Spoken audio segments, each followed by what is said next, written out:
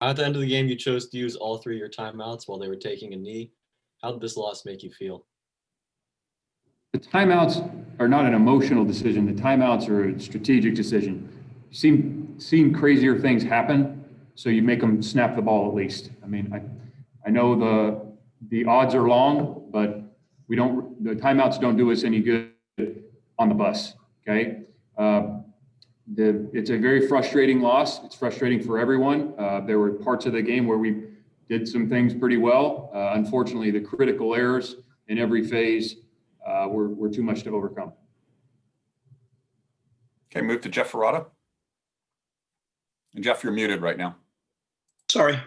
There you go. Justin, can you just talk about the timetable of when you found out you weren't going to have these fellows available, and then also talk about what you thought about how the offensive line performed with basically 4 new guys in there for much of the game?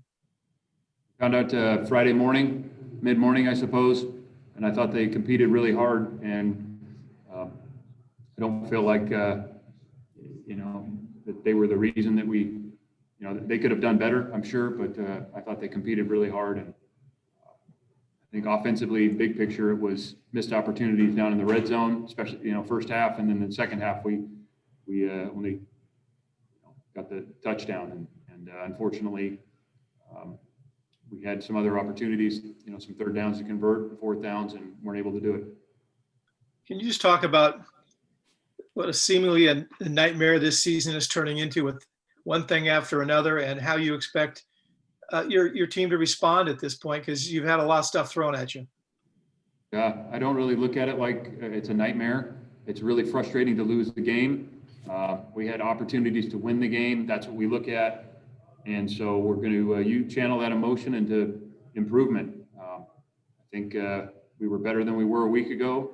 And unfortunately, as I mentioned before, the critical errors in each phase of the game just were too much to overcome. I mean, we could go through the offense, defense, and certainly the special teams, and things that maybe we did better, but you gotta execute at a high level to win the game. It's not just want to, and we didn't do that. Thank you.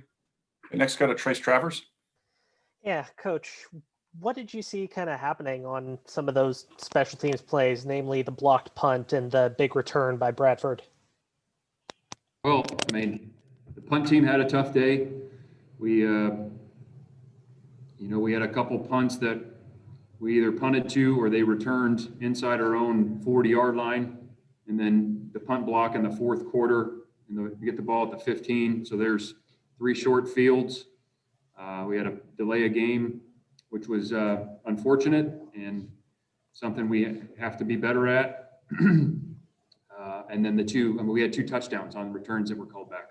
So, I mean, for the number of plays that we played on special teams to have this many critical errors, I mean, the 2 called back, the 2 punts returned inside our own 40, the punt block, and we had a return that we fumbled and we're fortunate to get back, but those are critical errors, and it's hard to overcome one of those, let alone 6 or 7. So we got to be a lot better on special teams. And I wanted to check on how Safel is. He left at some point in the first half. How is he doing right now? He was in good spirits, and we'll get an update on his injury from the trainers and doctors on the way home. Thank you. And next move to Jasper from the Daily Cal. Hey, Coach. Gutting loss, but I think most of us agree you guys played a bit better than you did against UCLA. What do you feel like you did well today? Well, offensively, really in the first half, I thought there was good rhythm, and we moved the ball down the field each time we had it, maybe save for a drive or so, but I thought they were in rhythm, in control. I thought Chase threw the ball much better. I thought we had some good productive runs, kind of were able to stay in some more manageable down and distances. We had a chance for a couple more scores down in the red zone in the first half, which would have really felt great. Didn't quite get those in the end zone, but I thought we had a good 2-minute situation at the end of the first half to steal a field goal. And then, the second half, we just didn't didn't string it together as well. There really wasn't anything too much different that we were seeing, but it'd been nice to take advantage of some of those opportunities in the second half. We didn't quite get that done, but I think it was better, but it wasn't quite good enough. Can you talk a little bit about that field goal decision at the end of the first half? I think it was quite remarkable to watch. But we were able to get the ball back, stop them. I don't quite remember the sequence, got the ball back. I thought the offense did a really nice job. We had ended up using our timeouts and then threw the ball to the sideline a couple times, and we were really right at his range there. And just a bit of a tailwind for him and good protection, and he knocked it through. So it was, in a situation like that, when you can manage and kind of finish the second quarter, especially when you're getting the ball to start the second half, it's something we work a lot on, is that phase of the game, the end of the second, the start of the third. And been really nice to come out and get a drive and get some points in the third, but we weren't able to do that. So. Okay, next go to David Bush from Bear Insider.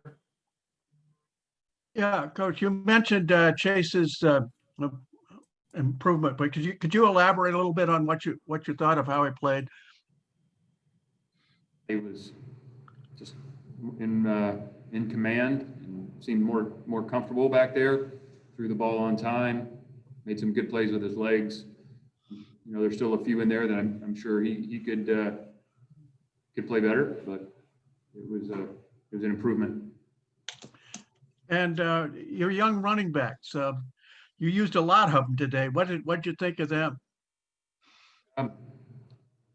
Probably give you a better answer when we watch the video, but Damian had some nice runs. Marcel had some nice runs. He's done that for us before, but it's good to see Damian and Brad get a couple shots in there. Okay, thanks. Okay, back to Trace Travers. Yeah, I wanted to ask what changed for you guys on offense in the second half? Were they throwing more pressure at you guys? Was it anything specific? No, nothing that was significant enough to qualify that result. We just didn't execute as well. We didn't, maybe block quite as well or run or throw, whatever it was. We weren't able to keep those drives going in the second half like we did the first.